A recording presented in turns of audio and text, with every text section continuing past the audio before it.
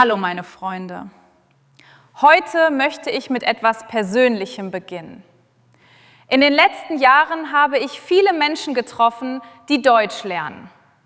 Manche lernen seit 6 Monaten, andere seit 6 Jahren. Und etwas hat mich immer überrascht. Die Menschen mit dem besten Deutsch sind oft nicht die Menschen, die die meiste Grammatik kennen. Sie sind nicht immer die intelligentesten. Sie haben nicht immer das beste Gedächtnis. Aber sie haben etwas gemeinsam. Sie haben keine Angst, schlecht Deutsch zu sprechen. Und genau darüber möchte ich heute sprechen.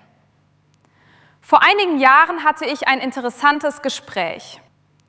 Ich traf einen Mann, der schon lange Deutsch lernte. Nicht 3 Monate, nicht 6 Monate, mehrere Jahre. Und trotzdem hatte er Angst zu sprechen. Das hat mich überrascht, denn sein Deutsch war eigentlich gut. Er verstand Podcasts, er verstand Videos, er konnte Artikel lesen, er kannte viele Wörter. Aber jedes Mal, wenn er sprechen sollte, wurde er nervös. Und eines Tages sagte er etwas, das ich nie vergessen habe. Er sagte: Wenn ich Deutsch höre, verstehe ich fast alles.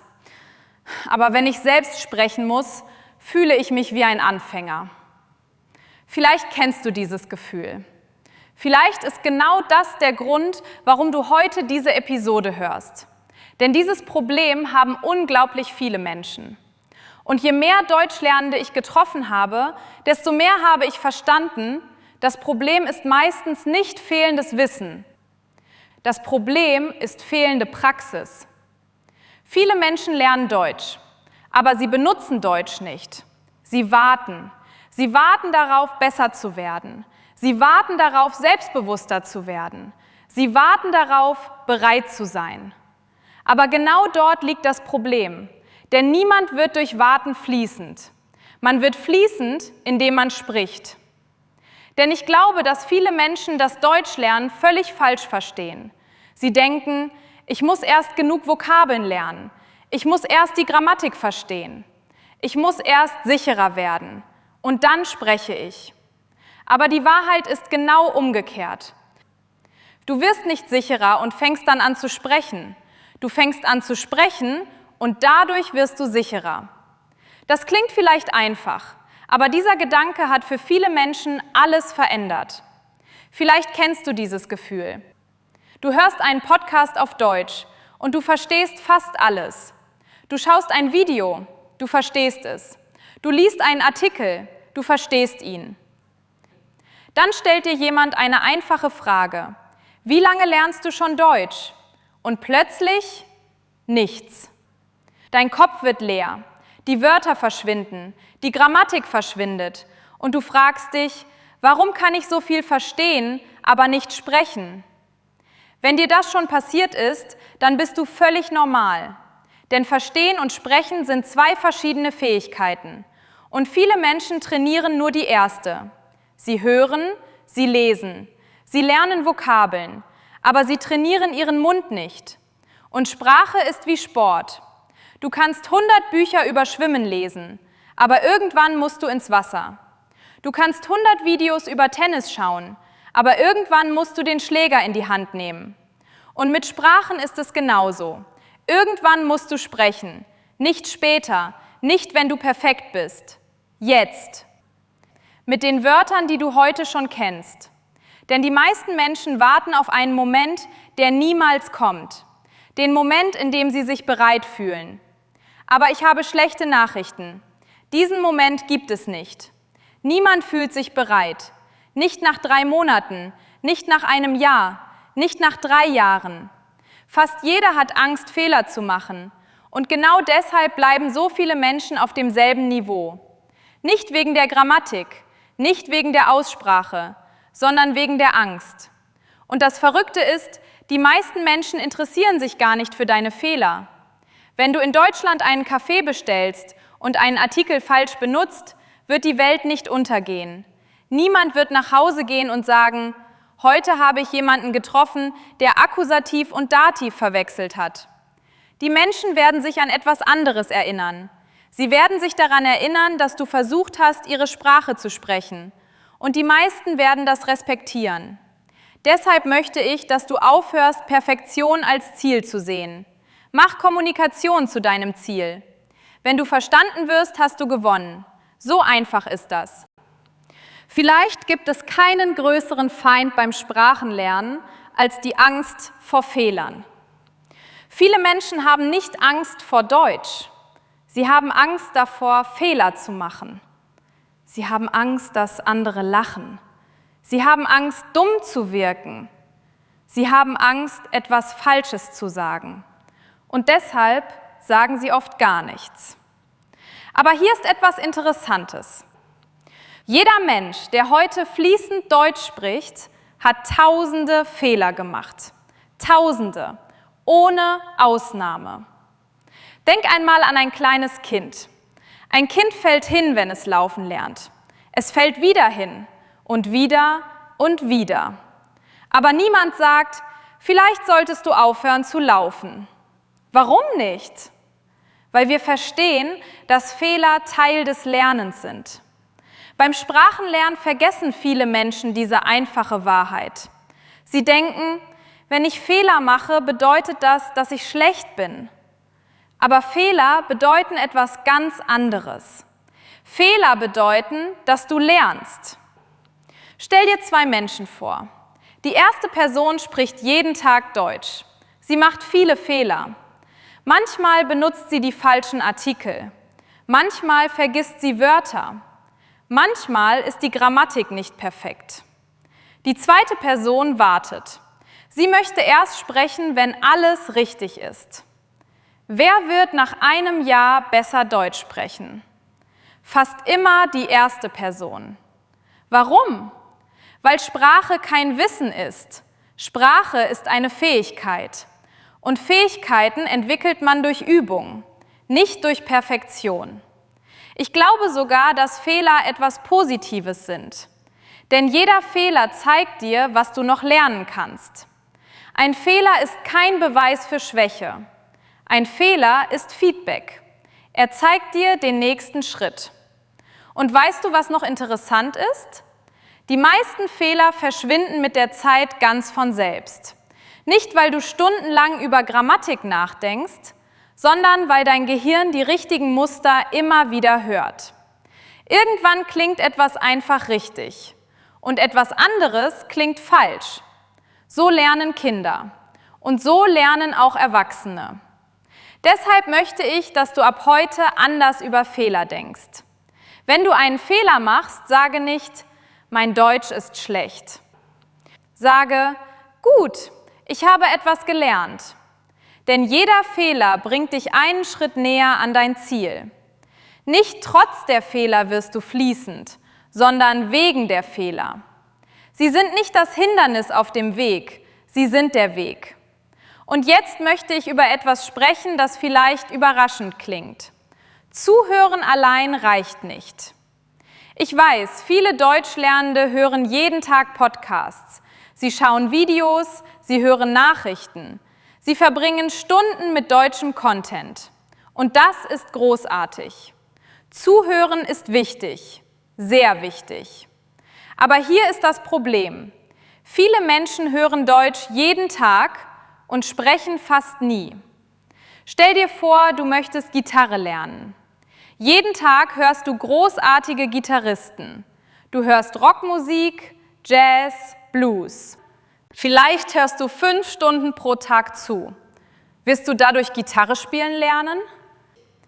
Natürlich nicht. Du musst die Gitarre in die Hand nehmen. Du musst üben. Du musst Fehler machen. Und mit Sprachen ist es genauso. Zuhören hilft deinem Gehirn. Sprechen trainiert deinen Mund. Und beides ist wichtig. Viele Lernende entwickeln deshalb eine interessante Situation. Sie können fast alles verstehen. Aber wenn sie selbst sprechen sollen, fühlen sie sich unsicher. Warum? Weil Verstehen und Sprechen nicht dieselbe Fähigkeit sind. Verstehen ist passiv. Sprechen ist aktiv. Beim Zuhören erkennst du Wörter. Beim Sprechen musst du die Wörter selbst finden. Und das ist viel schwieriger. Deshalb reicht es nicht, nur zuzuhören. Du musst die Sprache auch produzieren. Du musst sie benutzen. Du musst sie aus deinem Kopf herausbringen. Eine einfache Methode ist, nachzusprechen. Wenn du einen Podcast hörst, pausiere kurz. Wiederhole einen Satz. Nicht im Kopf, laut. Wenn jemand sagt, heute ist das Wetter wirklich schön, dann wiederhole, heute ist das Wetter wirklich schön. Wenn jemand sagt, ich freue mich auf das Wochenende, dann wiederhole, ich freue mich auf das Wochenende. So trainierst du gleichzeitig dein Gehör und deine Aussprache. Und noch etwas passiert. Deutsch fühlt sich plötzlich natürlicher an. Die Wörter bleiben nicht mehr nur in deinem Kopf. Sie werden ein Teil deiner Sprache, ein Teil deiner Stimme. Deshalb mein Rat. Höre jeden Tag Deutsch, aber bleib nicht nur Zuhörer, werde auch Sprecher. Denn Sprache ist keine Information, Sprache ist eine Handlung. Und je früher du handelst, desto schneller wirst du Fortschritte machen. Stell dir vor, du könntest morgen 100 neue deutsche Wörter auswendig lernen. Klingt beeindruckend, oder? Aber hier ist die Frage, wie viele davon würdest du nächste Woche noch benutzen? Genau hier machen viele Lernende einen Fehler. Sie lernen Wörter, viele Wörter, jeden Tag neue Wörter, 10 Wörter, 20 Wörter, 50 Wörter. Und nach einer Woche haben sie die Hälfte wieder vergessen. Warum? Weil unser Gehirn Sprache nicht als einzelne Wörter benutzt. Unser Gehirn benutzt Muster. Stell dir vor, du lernst nur das Wort fahren. Das ist okay, aber viel stärker ist es, einen ganzen Satz zu lernen. Zum Beispiel, ich möchte nach Berlin fahren. Plötzlich lernst du nicht nur ein Wort, du lernst eine Struktur. Und diese Struktur kannst du immer wieder benutzen. Ich möchte Deutsch lernen. Ich möchte einen Kaffee bestellen. Ich möchte in Deutschland arbeiten. Mit einem Satz öffnest du 10 neue Türen. Deshalb empfehle ich meinen Deutschlernenden immer, lerne weniger Wörter, lerne mehr Sätze, lerne Ausdrücke, lerne Muster. Denn so sprechen Menschen wirklich. Wenn du einem Muttersprachler zuhörst, spricht er nicht Wort für Wort. Er benutzt fertige Bausteine. Ich glaube, dass, meiner Meinung nach, ich habe keine Ahnung. Das kommt darauf an. Um ehrlich zu sein, diese kleinen Bausteine machen dein Deutsch sofort natürlicher. Und noch etwas Interessantes passiert. Du musst weniger nachdenken, denn du baust nicht jeden Satz von Null auf. Du benutzt Strukturen, die dein Gehirn bereits kennt. Und genau das ist das Geheimnis vieler fließender Sprecher. Sie kennen nicht jedes Wort, aber sie kennen viele Muster. Und deshalb können sie schnell sprechen. Nicht perfekt, aber natürlich. Und vielleicht ist das die wichtigste Botschaft dieser ganzen Episode. Fließend sprechen bedeutet nicht, alles zu wissen. Fließend sprechen bedeutet, das zu benutzen, was du bereits weißt. Viele Menschen unterschätzen, wie viel Deutsch sie schon können. Sie konzentrieren sich immer auf die Wörter, die sie nicht kennen, auf die Grammatik, die sie noch nicht verstanden haben, auf die Fehler, die sie noch machen. Aber heute möchte ich, dass du etwas anderes tust. Denke an alles, was du bereits gelernt hast. An die Wörter, die du kennst, an die Sätze, die du verstehen kannst, an die Fortschritte, die du in den letzten Monaten gemacht hast. Denn Fortschritt passiert oft langsam. So langsam, dass wir ihn gar nicht bemerken. Es ist wie ein Baum. Du pflanzt einen Samen. Am nächsten Tag sieht er fast gleich aus. Eine Woche später auch. Vielleicht sogar einen Monat später. Aber unter der Erde passiert bereits etwas. Die Wurzeln wachsen. Und eines Tages wird sichtbar, was die ganze Zeit passiert ist. So funktioniert auch das Sprachenlernen. Jeder Podcast, den du hörst, jeder Satz, den du sprichst, jeder Fehler, den du machst, jedes neue Wort, das du lernst, alles zählt, auch wenn du es heute noch nicht sehen kannst.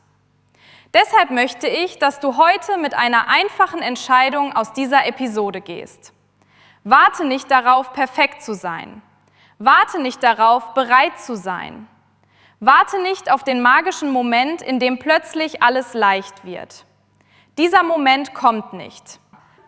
Aber etwas Besseres kommt. Fortschritt. Schritt für Schritt. Tag für Tag. Satz für Satz. Und eines Tages wirst du ein Gespräch auf Deutsch führen und plötzlich merken, Moment mal, vor einem Jahr hätte ich das nicht gekonnt. Und genau in diesem Moment wirst du verstehen, dass Fließendheit nie über Nacht gekommen ist. Sie wurde jeden Tag ein kleines bisschen aufgebaut. Danke, dass du heute dabei warst. Danke, dass du Deutsch lernst. Und vor allem, danke, dass du nicht aufgibst. Denn genau die Menschen, die weitermachen, erreichen ihr Ziel. Bis zur nächsten Episode. Tschüss und weiter so.